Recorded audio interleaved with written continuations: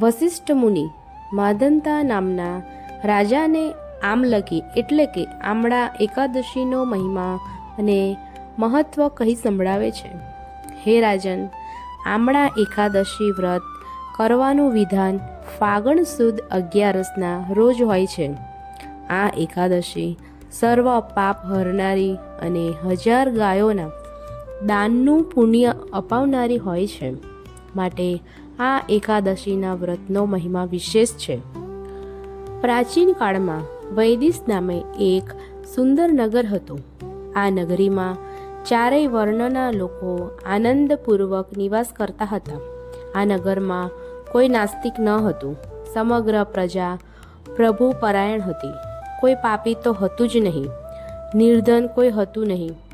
દારૂણ પુષ્કળ એટલે શું તેની આમ જનતાને જાણ પણ ન હતી.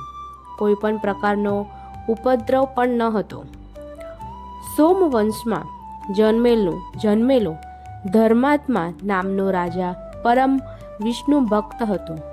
સુદ કે વદ પક્ષની એકાદશીના રોજ કોઈ અન્નનો આહાર કરતું નહીં. રાજાનો ચિત્રરથ નામે પુત્ર હતો. તે પણ ધર્મપરાયણ હતો. શાસ્ત્રનો જ્ઞાતા હતો. રાજ્યમાં સૌ કોઈ એકાદશીના દિવસે ઉપવાસ કરતા. ફાગણ સુદ 11ના દિવસે નાના મોટા સૌએ ઉપવાસ કર્યો. કારણ કે આમળા એકાદશીનું વ્રત આબાલ વૃદ્ધ એમ સૌ કોઈ કરતા. આ વ્રત મહાફળ અપાવનારું હોવાથી રાજા તથા પ્રજાએ નદીમાં સ્નાન કર્યું. ચિત્રરથે મંદિરમાં જઈને ભગવાન વિષ્ણુની પૂજા કરી. તેને આ દિવસે આમળાના વૃક્ષની પણ પૂજા કરી. કુંભમાં પંચરત્ન, સુગંધિત દ્રવ્યો, ચંદન વગેરે પધરાવી કુંભનું શાસ્ત્રોક્ત વિધિ અનુસાર સ્થાપન કરાવ્યું.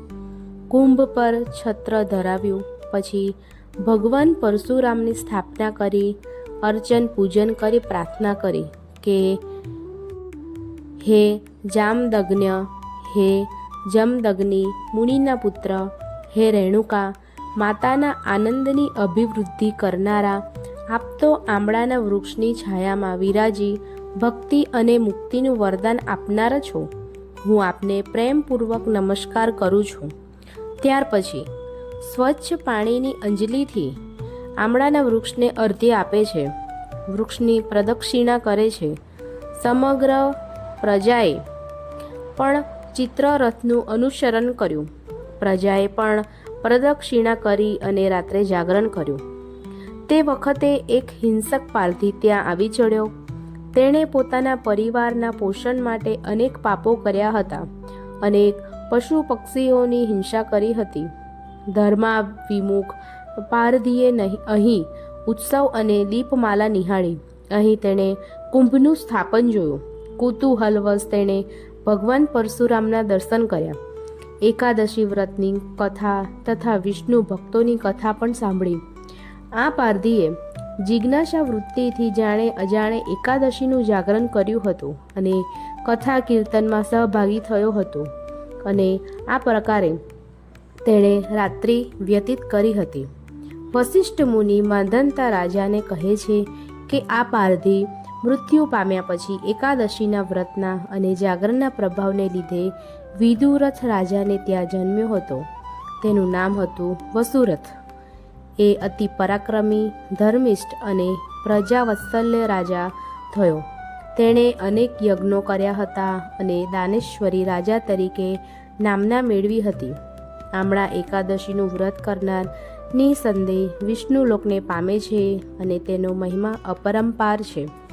મિત્રો, તમને આ વિડીયો જો પસંદ આવ્યો હોય તો લાઈક કરો, ચેનલને સબસ્ક્રાઈબ કરો અને શેર કરવાનું ભૂલશો નહીં. જય શ્રી રામ.